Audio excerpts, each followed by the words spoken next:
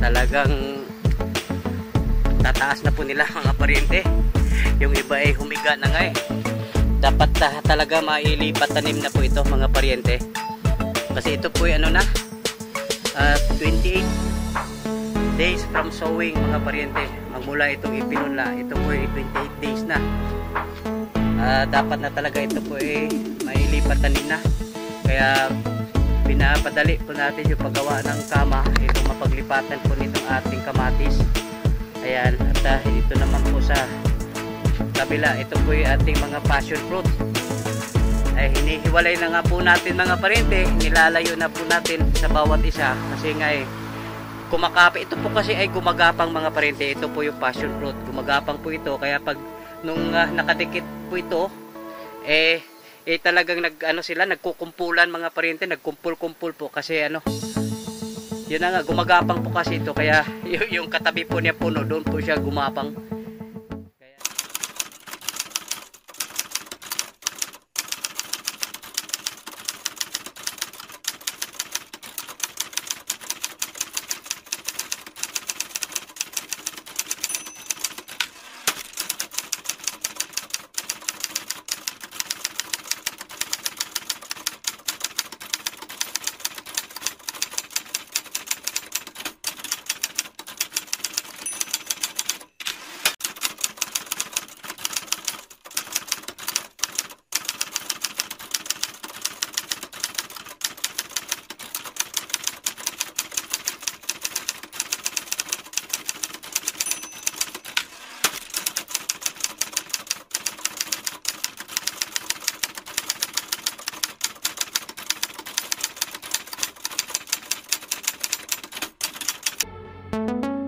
Yan mga paryente, ito na po gumagawa na po tayo ng plat.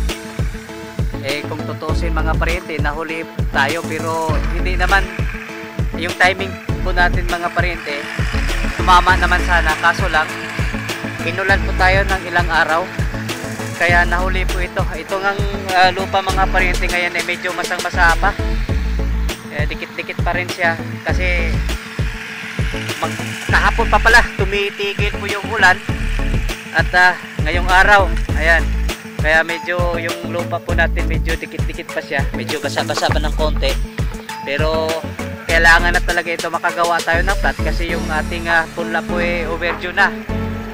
Ayan, at tansya po ni kasamang Denver, makabuo po tayo nito ng mga 16 na kama. Ayan, at nakikita po ninyo yung pong kulay asul na PVC po riyan. Yan po yung ating maging linyada po ng ating drip irrigation. Yan, kumpleto na po tayo ng kagamitan po rito. Kaya pag mabuo na po itong plat po natin, saka na lang po tayo mag i-install o i-set up po yung ating drip irrigation. Tatapusin po natin ito po yung ating kama kasi yung pong ating mga drip tapes ilalagay po natin bago po tayo maglagay po ng plastic mulch. Mauna po yung ating drip tapes, kumbaga ilalagay po natin siya sa sa ilalim po ng plastic mulch mga paryente. Ayan, at kailangan po makabuo po tayo ng kasi yung ina-allocate po natin doon po sa ating kamatis mga 5 tudling. Kasi hindi ho tayo, wala ho tayong balak mga paryente na magtanim po ng maramihan na sobrang dami na mahirapan naman po tayong i-dispatcha o ibenta. Kaya yung itatanim lang po natin katamtaman lang po na kayang i-manage at kaya po rin i-manage ng ating sales na maibenta po natin na hindi po na tayo pumupunta po doon sa ibang lugar. Kaso nga lang mga paryente, medyo yung ating papaya po yung punla po natin, napaka taas po yung germination rate po niya. Kaya yun, titignan lang ho natin kung yung pong ina-allocate po natin 5 tudling, dadagdagan ba natin. Tignan lang ho natin kung ilang yung final, kung ilang plat po ito mabuo lahat. ano lang tayo magpasya kung ilang tudling na ilalagay po natin yung po ating kamatis. Bali dito po mga paryente, ito po yung ating secondary crops. Mayroon po tayong 5 crops po dito: kamatis, okra, pipino, sitaw at saka upo.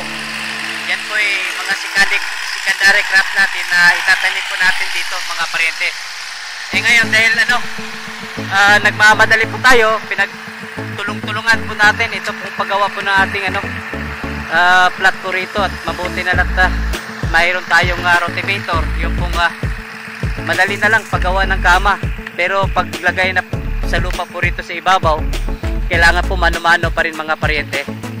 Ayan, sana po matatapos po ito bukas para mailipat tanim na po yung ating overdue na punlang kamatis. Ayan. Yan mga paryente, isang mainit na araw. Dito na naman po tayo sa ating ampalayahan. Ito po ay 35 days after transplanting. At subaybayan po natin, ito po yung ating ampalaya mga paryente, at linggo-linggo po tayo mag-a-update po dito. Yung huling video natin mga paryente, itong bunga na ito po yung napupusan po natin. Ayan, napakalaki na mga paryente. Ayan, at pansin na rin po natin na nag-umpisa na po silang gumapang sa taas. Doon po sa gapangan nila sa taas, nag-umpisa na po sila. At pag sila na po yung magkamustahan, pag nagpang-abot na po sila dito sa gitna, nako, ang ganda po tingnan mga paryente. Para na po siyang arko, at makikita ho natin yung mga bunga nakabitin po dyan sa taas. Ayan, at balak nga sana ni kasamang Denver, magpipitas po siya ngayong araw.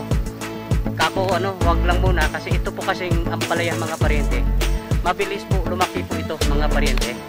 Kaya sa loob lang ng 2-3 araw, ang laki na pong ipinagbago po nito yung ampalaya. Kaya medyo hindi ho tayo manghinayang na magpipitas po tayo ng alanganin, kasi mabilis po itong lumaki.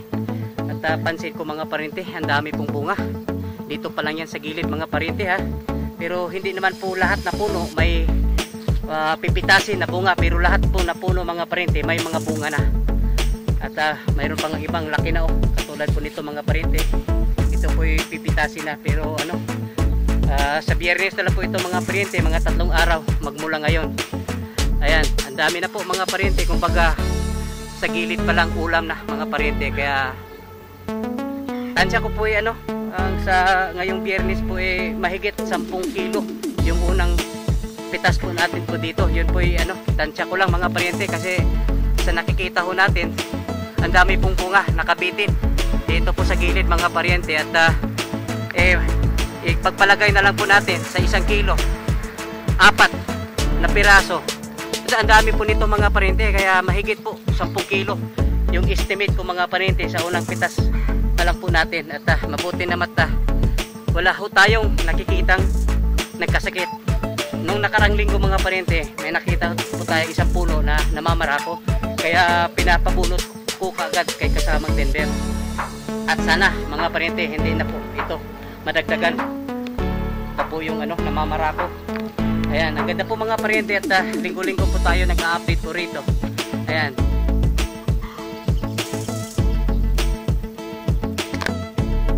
Ayan mga paryente, update po tayo dito po sa ating talong. Ang edad po nitong ating talong mga paryente, ito po ay mag-a-4 na buwan na. Ayan, at patuloy pa rin po silang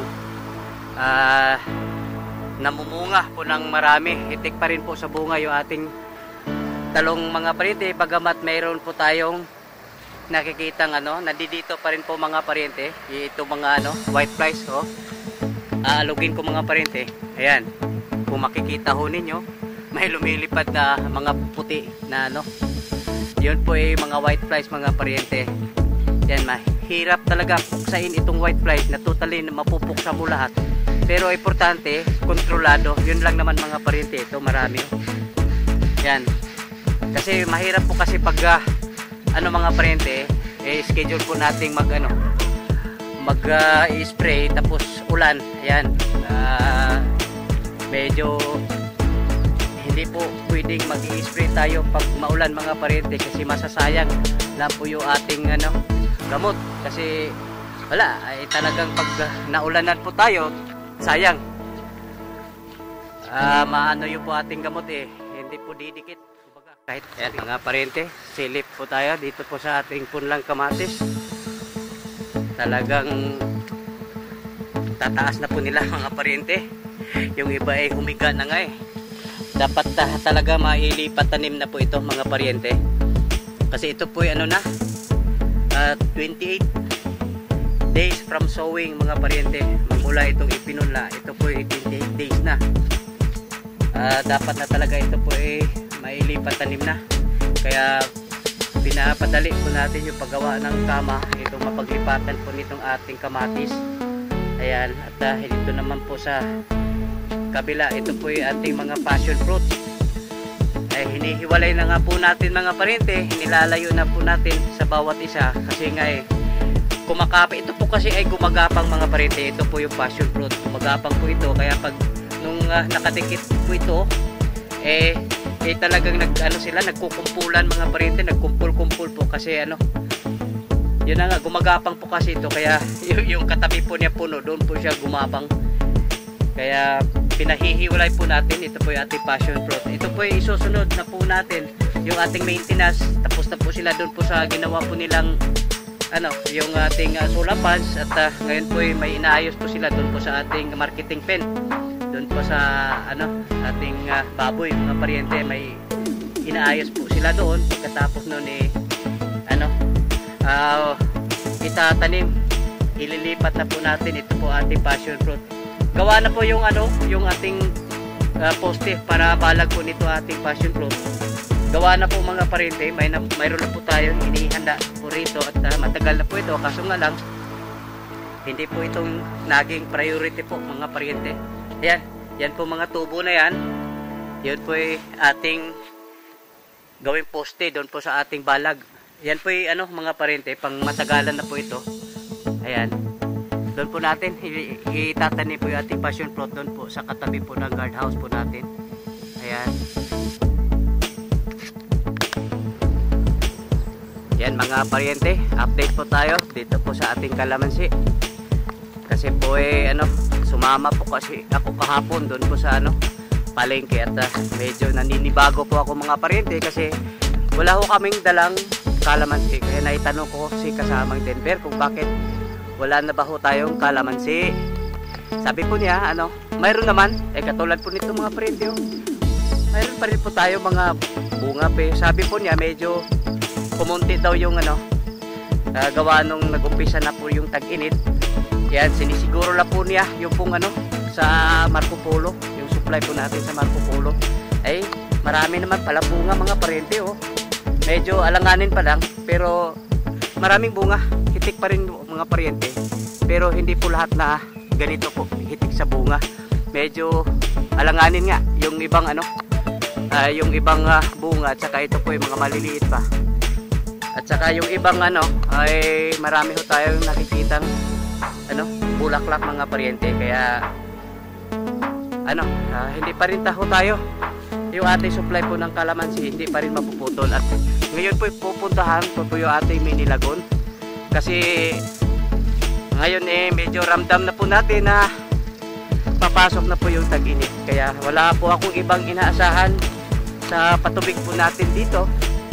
Ito lang po yung ating mini lagon, kasi kinausap po yung manager po dun sa kabilang farm na palaging mag-pump ng tubig lagon po dito sa ating tangke po rito, at ating lagon po dito, para kung sakasakaling wala na pong hindi na po tayo makaranas ng ulan, mayroon po tayo magagamit.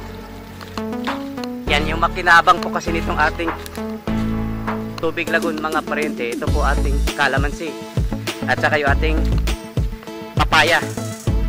Napaka-importante po kasi mga pariente yung na hindi po sila natutuyuan. Ayan, sisilipin po natin, kasi dapat mayroon po tayong pundo po rito. Ayan. Ay, mayroon mga paryente, may pundo po tayo.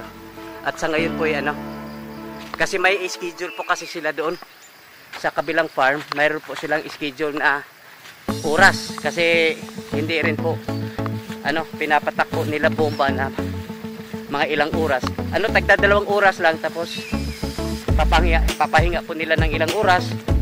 Bali sa loob po ng isang araw bali tatlong beses po sila mag-pump out po ng po doon, yung tubig lagon. At ito na po mga paryente. Ayan. Ganito po kalakas yung po ating bomba. Medyo may kalayuan po yung ating yung kabilang farm, yung ating lagon po doon. Pero napakalakas yung bomba po ron mga paryente, no? Kaya medyo ako po natutuwa kasi mayroon po tayong magagamit. Ayan. At ito nga hindi pa ito nagalaw mga paryente. Ito po mga sanga po rito. Yung nandito sa tapat dito banda. Kailangan na ito maaalis na po itong mga dahon po rito, yung mga sanga. Kasi yun, ang daming ito yung dahon po dito sa ating lagon. Ayan, at ako po umiwas nga doon sa nung pinagawa ko natin ito, umiwas po ako doon sana ako kasi malamig. Kaso lang umiwas po ako dahil nga sa may punong kahoy. Kaya nag-i-expect po ako na maraming to yung dahon na malalaglag. Pero dito mayroon pa rin mga paryente, pero pwede naman itong puputulin yung mga sanga. Yan. At medyo ayos mga paryente. Kahit papasok sa putag unit, mayroon po tayo magagamit. Ayan, ito na po yung ating kalamansi mga paryente, oh. Ayan.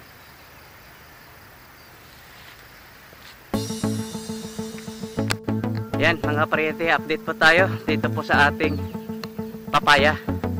Mga 2 linggo na po ito mga paryente, magmula nung ito'y inilipat tanim. At so far so good mga paryente. Magaganda po yung wala po tayong nakikitang medyo namamatay. Ayan. Kailangan po ito mga paryente, busugin po natin ito sa tubig. Nang sa ganun ito po makakahabol at magpang-abot pa po ito doon po sa ating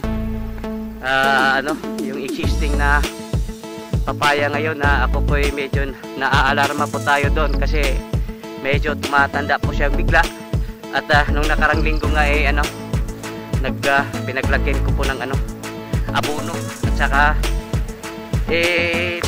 pinatitirahan ko na rin po ng fungicide. Baka namang fungus lang po yung umatake doon po sa ating papaya, pero mukhang tumatanda po kasi siya mga paryente. Kaya sana po magpang-abot pa po ito, pero mayroon na mga malalaki rito mga paryente, oh. Matatangkad na po yung iba. Sana magpang-abot pa po ito kasi ayaw ko rin po kasi mapuputol yung buhati supply.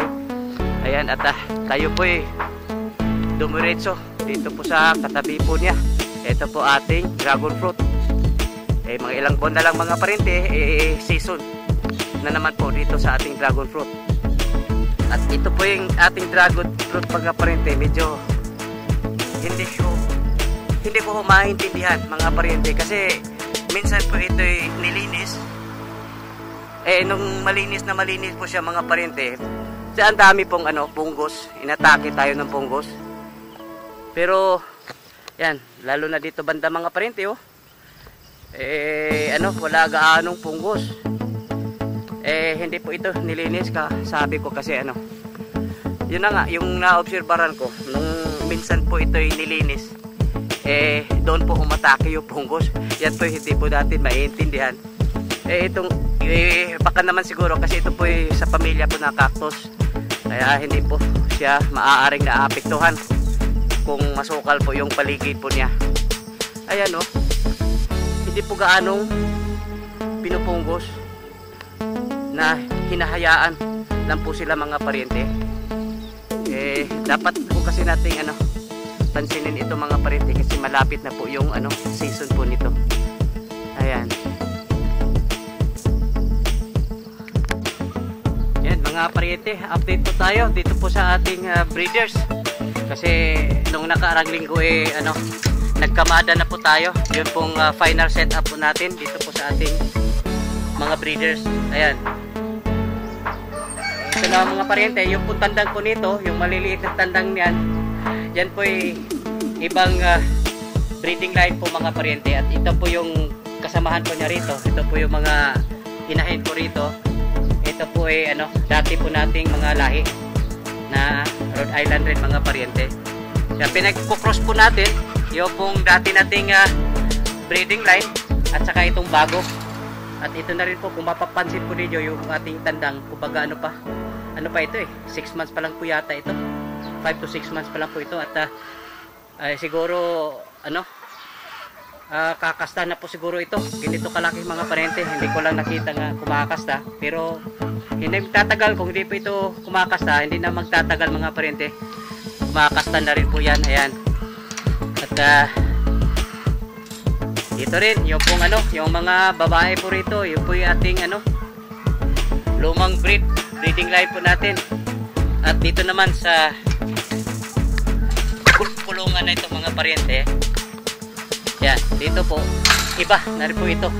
Yung po mga itim na kulay po nito, ito po yung ating bagong breeding line. At yung pong tandang na matanda na yan, yung tandang, yan po yung original po natin na breeding line po mga pariente. Ayan. At itong lahi na ito po yung ating paparamihin. Kaya sa ngayon mga pariente, kinokontrol po natin yung pong ating itlog na ipapasok doon po sa ating incubator. Kasi habang wala pa po ito silang mga lahi, itong mga bagong breeding line po natin, hindi po tayo muna bububuylo sa pagpaparami ng ating mga alaga mga pariente. Ayan, dito na rin po tayo sa gilid, sa kabila mga pariente. Ayan. At yung pong lahi po rito mga pariente, yung tandang na yan po ay yung pong bagong lahi po natin. At itong mga babae na kasama po niya, yung dalawa po ay nangingit po. Yan po yung mga dati po nating mga breeding line. Yung pong lahi po natin, yung lumang lahi po natin. Ayan. Ganito rin dito mga pariente. Yung pong tandang po dito ay yan po ay ating bagong lahi. Ayan. Ayan.